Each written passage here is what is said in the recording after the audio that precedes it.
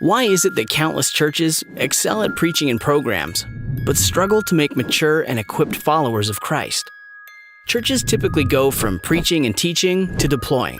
We tell people what to do, then send them off to do it. But the problem with proclamational leadership is that it sends out believers who aren't yet trained and matured. It leads to discouragement, disillusionment, and disengagement. Jesus didn't direct and delegate. He discipled.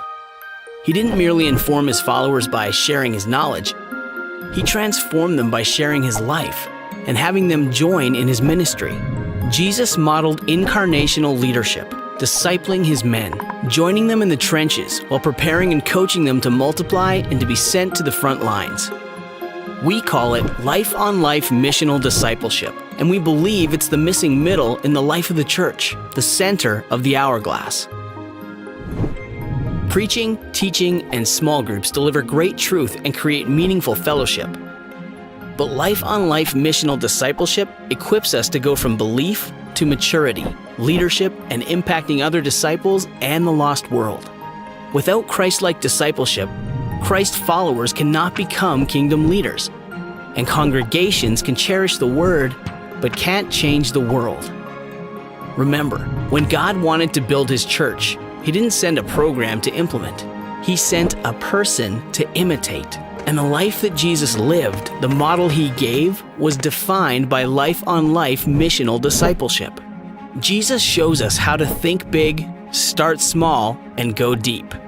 He pursued a big vision for the world by selecting a small group of men and investing deeply in their lives.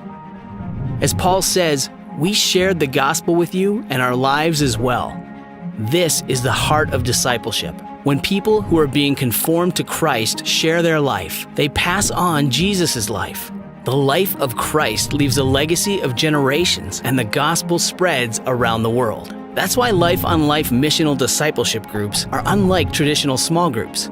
They focus on life transformation, not just fellowship or knowledge transfer. They're small, with 4 to 6 people who are carefully selected and highly committed, and they multiply.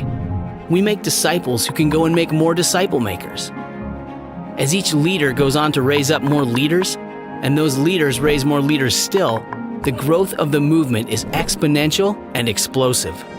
This is not a novel idea or a quick fix. It's simply the way of Jesus. It's not a new method, but an old method with new people. Jesus said to go and make disciples of all nations. As we've focused on life-on-life missional discipleship, the blessing has been profound. By God's grace alone, we're seeing life-on-life missional discipleship movements rise up throughout the United States and around the globe.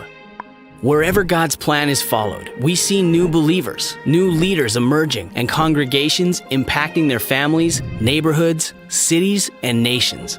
Discipleship was Jesus' model, his method, his mandate, and his mission. There is no plan B.